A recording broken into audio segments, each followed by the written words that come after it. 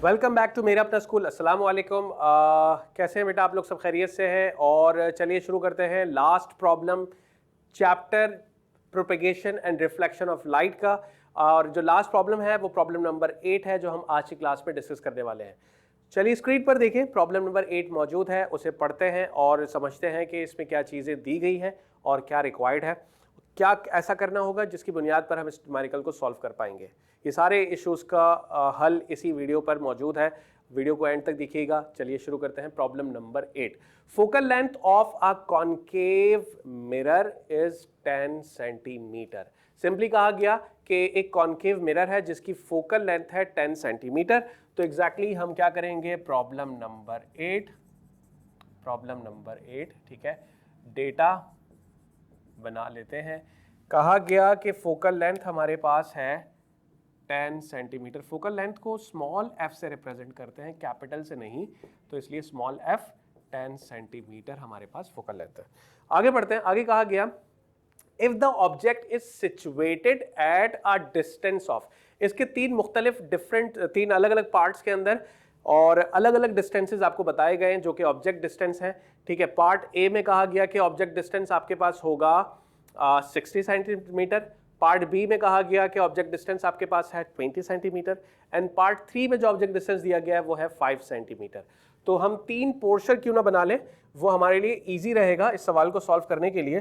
तो ऐसा कर लेते हैं कि यहाँ पर ये हिस्सा हम ले लेते हैं, पार्ट 1 को सॉल्व करेंगे, यहाँ हम इसके जो है पार्ट नंबर 2 को सॉल्व करेंगे और इस तरफ पार्ट नंबर 3 को सॉल्व करेंगे। फोकल लेंथ सबके लिए सेम है, तो फोकल लेंथ से नीचे ही इस लाइन को ड्रॉ करते हैं, राइट।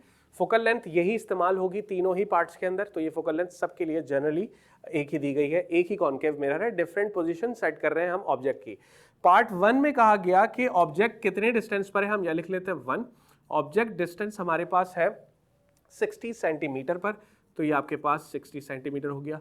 सेकेंड पार्ट के अंदर कहा गया ऑब्जेक्ट डिस्टेंस आपके पास है 20 सेंटीमीटर, तो यहाँ हम लिख देते हैं 20 सेंटीमीटर। और थर्ड पार्ट, ठीक है, इसमें जो ऑब्जेक्ट डिस्टेंस बताया गया है वो हमारे पास है 5 सेंटीमीटर, तो यहाँ पर एग्जैक्टली 5 सेंटीमीटर आ जाएगा। अब करना क्या है, तीनों में अलग अलग ऑब्जेक्ट डिस्टेंसेस मौजूद तो है, फोकल लेंथ भी गिवन है।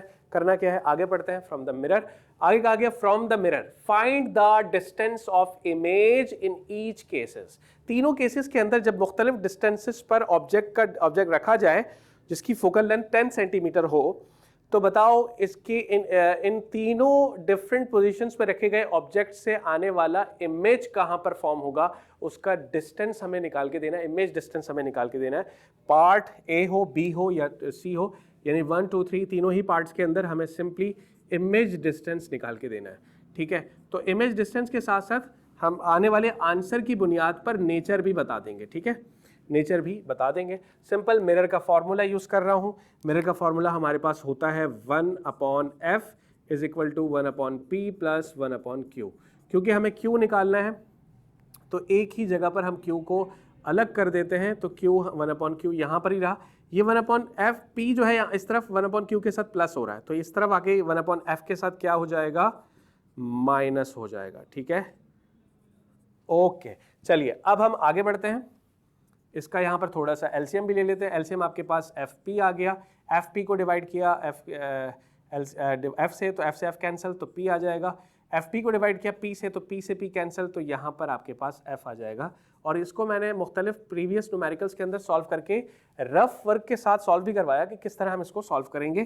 तो अगर वो वीडियो आप लोग कंसिस्टेंसी के साथ देखते आए तो एग्जैक्टली इसमें प्रॉब्लम नहीं होनी चाहिए। ठीक है, अब ये आपके पास एक रिलेशन आ गया जिस रिलेशन को हम तीनों पार्ट्स के अंदर सॉल्व कर सकते हैं। अब डायरेक्टली आपने क्या करना है, वैल्यूज पुट करनी है। P हमारे पास पार्ट 1 के लिए 60 है, माइनस F हमारे पास 10 है, डिवाइडेड बाय F आपके पास 10 है और P आपके पास 60 है। तो यहाँ से 1/q की वैल्यू आ जाएगी 60 माइनस 10, यहाँ से 50 आ गया, डिवाइडेड बाय 10 और मल्टीप्लाई हो रहा है 60 से, तो 10 1 ज़ा 10 हो गया, 10 5 ज़ा, और उसके बाद फिर 5 1 ज़ा 5 और 5 12 ज़ा 60। तो आप देखें 1/q आपके पास 1/12 आ रहा है, 1/q जो है वो हमारे पास 1/12 आ रहा है। तो इस हिसाब से क्रॉस मल्टीप्लिकेशन की बुनियाद पर हम Q निकाल लेंगे।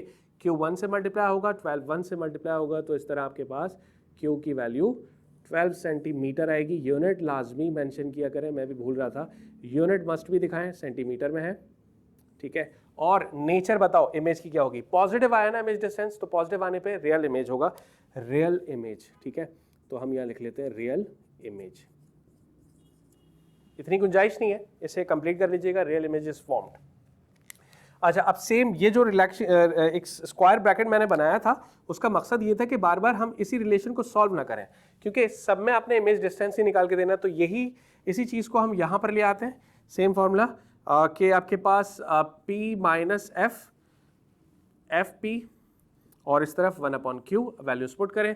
P हमारे पास है इस दफ़ा 20, P की जगह पर आपने 20 रखी है। फोकल लेंथ हमारे पास सब के लिए 10 सेंटीमीटर ही है, तो यहाँ पर आपके पास 10 आ गया, फिर आपके पास P 20 आ गया और 1/Q 20 माइनस 10, ये आपके पास 10 आ जाएगा, 10 डिवाइडेड बाय 10 से डिवाइड होगा, 20 से मल्टीप्लाई होगा, 10 से 10 कैंसिल हो गया, तो 1/Q जो है वो 1/20 आ रहा है।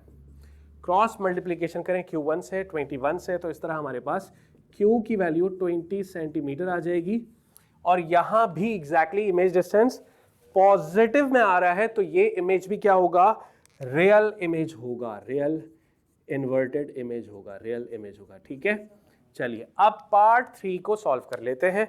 सेम यही फॉर्मूला हम यूज करने वाले हैं, P minus F divided by F P 1/Q। Okay जी, चलिए लास्ट एक प्रॉब्लम जो कि हम सॉल्व कर रहे हैं उसके भी इख्तिताम पर है। P हमारे पास 5 है, तो यहाँ पर हम ऑब्जेक्ट डिस्टेंस को 5 रखते हैं।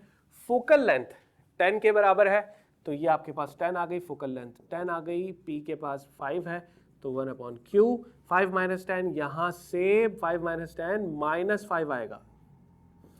ओके जी, अच्छा 10 मल्टीप्लाई हो गया 5 से, 5 से 5 कैंसिल, तो ऊपर माइनस 1/10। शायद आप भी वही सब सोच रहे हैं जो मैं सोच रहा हूँ। देखें यहाँ से इमेज डिस्टेंस नेगेटिव में आ रहा है ना, तो नेगेटिव साइन वर्चुअल इमेज को शो करता है।